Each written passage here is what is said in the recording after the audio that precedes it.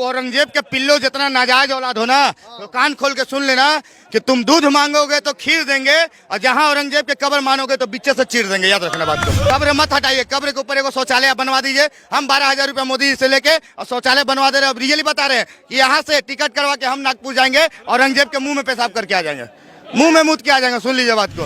हमारा वेद रामायण है, हमारा गीता है, वो सब हम पढ़ेंगे। अरे भैया हम कुरान काहे पढ़ेंगे जिसमें लिखा हुआ है कि अपने बहन से शादी करो? ये सब हम काहे किताब पढ़ेंगे?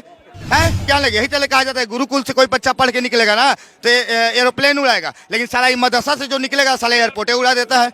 यही तो अंतर है। आज गुरुकुल और मदरसा में यही अंतर समझ लीजिए। कंधों से ऊपर छाती नहीं होती और धर्म से कोई बड़ी जाति नहीं होती, और दीपक ही नहीं बचा तो बाती का क्या करोगे, और धर्म ही नहीं बचा तो जाति का क्या करोगे। तो सही बात कहा था, अगर धर्म नहीं है तो तुम जाति का क्या लेकर आचार करोगे। एक मौलाना साहब बहुत बोले कि सभी का खून शामिल है इस मिट्टी में, किसी के बाप के हिंदुस्तान थोड़ी है। तो हम उस मौलाना को बोलना चाहेंगे कि सभी का खून शामिल है इस मिट्टी में, इस बात से हम अनजान थोड़ी हैं। लेकिन जिसके अब्बा ले चुके पाकिस्तान, उसके बाप का हिंदुस्तान थोड़ी है। तुम्हारा जब देसी मिल गया था, पाकिस्तान मिल ही गया था, तो तुम हिंदुस्तान में क्या कर रहे हो, झक मारे हो। अभी जरा सा धीरे रखो, यमुना का पानी भी खोलेगा। राम मंदिर बन गया, सरयू नदी धन्य हो गई, ठीक है।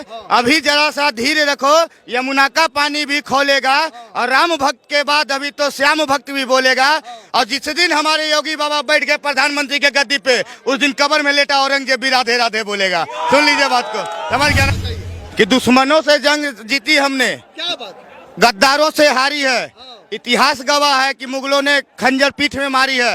अरे सुन लो कठमुल्लों के औलादो, बाबर की तो कब्र तोड़ दी, अब औरंगजेब की बारी है। सुन लीजिए बात को, समझ गया ना, समझ लीजिए औरंगजेब की बारी है।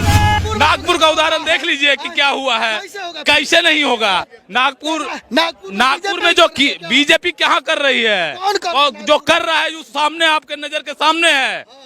देखिए ना, कौन है टोपी वाला, कौन? जहाँ राम की मूर्ति लगी थी वो गाड़ी तोड़ी गई, और जहाँ अल्लाह अकबर बिस्मिल्लाह लिखा हुआ था वो गाड़ी क्यों नाजायज औलाद कर रहा है। क्या कर रहा है? अंग्रेज के नाजायज औलाद। हाँ, बड़का खुलासा हो गया। सही बात है, सही बात है। तो नहीं पता है क्या? अरे भैया जो प्राकृतिक धर्म जो आता है वो जो बढ़िया रहता है कि नीचे लुलिया कटवा के धर्म बनता है, वो बढ़िया रहता है। ये हमको प्राकृतिक धर्म बनता है तो कौन बनवाया नहीं पता है। नीचे का टोपा कटवा के ऊपर पहन लिया सब, तो समझिए धर्म तो बना बनाया है, तो क्या बताइएगा। और जहाँ तक औरंगजेब का कब्र का बात है, अपने औरंगजेब का कब्र कोई 7वां जुम्मा भारत के लिए नहीं है, समझ गया ना। इन लोग को बस एक आदत रहता है कि एगो ब्रेकर बना देगा, हरा चादर डाल देगा, कहे कि मेरा दादा परदादा के अथी है, समाधि लिए हुए हैं, बस यही उन लोग का काम रहेगा। अब आपने बोला कब्र हटने के बाद तो टेंशन मत लीजिए, 29 में योगी जी को आने दीजिए। औरंगजेब तो औरंगजेब के नाजायज औलाद जो है ना वो खत्म हो जाएगा, समझ गया ना। औरंगजेब के नाजायज औलादों खत्म हो जाएगा। सुन लीजिए बात को, सुन लीजिए, पहले मेरा बात खत्म होने दीजिए, ठीक ना। एक शायरी हम बताते रहे आपको कि दुश्मनों से जंग जीती हमने, क्या बात, गद्दारों से हारी है। इतिहास गवाह है कि मुगलों ने खंजर पीठ में मारी है। अरे सुन लो कठमुल्लों के औलादो, बाबर की तो कब्र तोड़ दी, अब औरंगजेब की बारी है। सुन लीजिए बात को, समझ गया ना, समझ लीजिए औरंगजेब की बारी है। औरंगजेब का कब्र रहना चाहिए, नहीं रहना चाहिए? कब्र को हटना नहीं चाहिए। हमारा ये मानना है, किसी लोग को बुरा लग जाएंगे, हम ये कहते हैं कि कब्र हटना नहीं चाहिए। उसको उसी तरह से रख के थोड़ा सा ऊंचा करके ऊपर में बाथरूम बना दिया जाएगा, उस पर बाथरूम बना दिया जाएगा कि हम लोग वहाँ पर जाके टॉयलेट करें तो कब्र से डायरेक्ट कब्रे पर गिरे, जैसे कि चढ़े। ये चाहते हैं जी। एक हम बताते रहे हैं, सुनिए, एक कहावत बताते रहे, औरंगजेब के पिल्लो जितना नाजायज औलाद हो ना, तो कान खोल के सुन लेना कि तुम दूध मांगोगे तो खीर देंगे, और जहां औरंगजेब के कब्र मानोगे तो बीचे से चीर देंगे। याद रखना बात को, जहां मांगोगे कितना, समझ गया ना।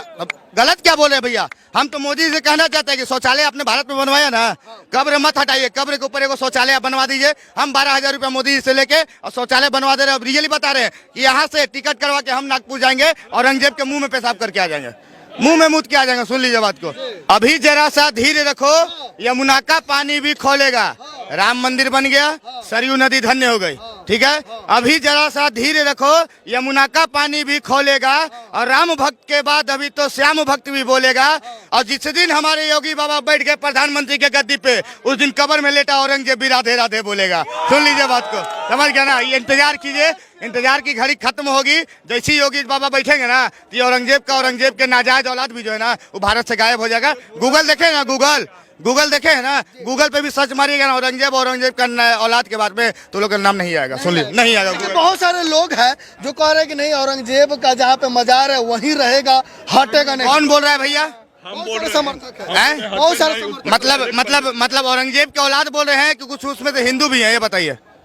जवाब पहले सुनिए ना, क्या कह सकते हैं। हमें तो लगता है कुछ हिंदू होंगे, ठीक ना, जो आज औरंगजेब का कब्र बोल रहे हैं कि बचने के लिए, तो हमें लगता है कि उसके घर अब्दुल रात में जरूर गया होगा, यही चल औरंगजेब का नाम ले रहा है। तो उन लोग का भी हम बता देना चाहते हैं, दोगले हिंदू का बता देना चाहते हैं। यही तो बात है, देखिए हिंदू और मुस्लिम में यही फर्क है। 60 साल से कांग्रेस राज की, हिंदुओं को अभी तक ये चीज पता नहीं चला कि कांग्रेस जो है भारत को मुसलमान राष्ट्र बनाना चाहती है। लेकिन मुसलमानों को देख लीजिए, 10 साल मोदी जी राज किए, लेकिन सारे को पता चलेगा कि मोदी जी हिंदू राष्ट्र चाहते हैं। समझ गए ना? तो उन दोगलों को हम बताने चाहेंगे कि हम बता दे रहे हैं, उन दोगलों हिंदुओं को बताना चाह रहे हैं जो औरंगजेब के कब्र पे भी आज भी बोल रहे हैं कि नहीं कब्र रहना चाहिए, तो उनको सुन लो कान खुल के। जो पहले नारा था ना, वही नारा फिर से दोहराया जाएगा। नारा क्या था हम बता दे रहे हैं कि पूरी दुनिया में यही बात दोहराई जाएगी, कर लो इस्लाम कबूल, नहीं तो गर्दनें काटी जाएगी। यही नारा फिर से दोहराया जाएगा जो मुगल काल में दोहराया गया ना। लेकिन आज के हिंदू जो है ना, सोए पड़े हैं, उनको धर्म से मतलब नहीं, उनको धंधे से केवल मतलब रहता है। अरे तुम जान लो कि पहले धर्म रहेगा ना, तभी तुम धंधा रखोगे। तुम आज जाति में क्यों बटे हो? जो जाति में बटा हुआ है आज की यादव है, चमार है। आप हिंदू से किसी से पूछिए, यहाँ 100 हिंदू खड़ा है, लेकिन किसी से पूछेगा तो शायद 10 ही आदमी बता सकता है कि हम हिंदू हैं। नहीं, कौन क्या बोलेगा कि हम यादव है, राजपूत है, भूमियार है, चमार है, दलित है, तो दो में ये सब बात बोलेगा। लेकिन कोई अपने आप को हिंदू नहीं बोलेगा। लेकिन मुस्लिम से जाके पूछे तो क्या बोलेगा? बोलेगा कभी कि हम शिया है, सुन्नी है, नहीं बोलेगा।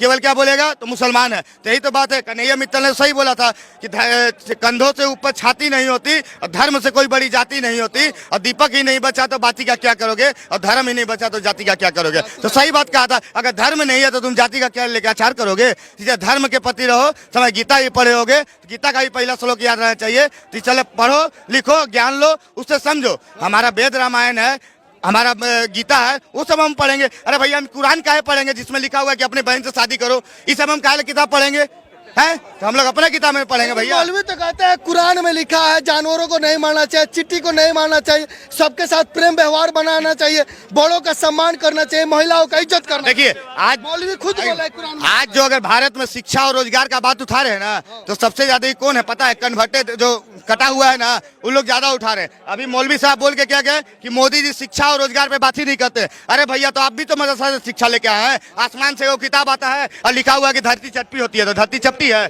हम आपसे पूछे कि धरती चपटी है ये गोल है? धरती चपटी है गोल है? तो मदरसा में को आसमानी किताब आया तो उसमें लिखा है धरती चपटी है, कहाँ से लिखा हुआ भैया? तो यही तो ज्ञान लेके आते हो। तो बात सही तो बोले, यही तो ज्ञान लेके, यही चले कहा जाता है गुरुकुल से कोई बच्चा पढ़ के निकलेगा ना तो एरोप्लेन उड़ाएगा, लेकिन साला मदरसा से जो निकलेगा साला एयरपोर्टे उड़ा देता है। यही तो अंतर है। आज गुरुकुल और मदरसा में यही अंतर समझ लीजिए।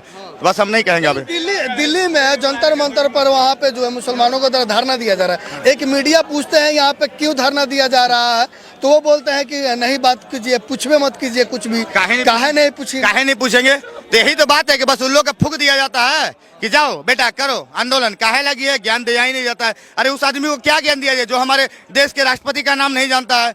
एक मौलाना साहब बहुत बोले कि सभी का खून शामिल है इस मिट्टी में, किसी के बाप के हिंदुस्तान थोड़ी है। तो हम उस मौलाना को बोलना चाहेंगे कि सभी का खून शामिल है इस मिट्टी में, इस बात से हम अनजान थोड़ी हैं। लेकिन जिसके अब्बा ले चुके पाकिस्तान उसके बाप का हिंदुस्तान थोड़ी है। तुम्हारा जब देशी मिल गया था, पाकिस्तान मिल ही गया था, तो तुम हिंदुस्तान में क्या कर रहे हो? झक मार रहे हो क्या?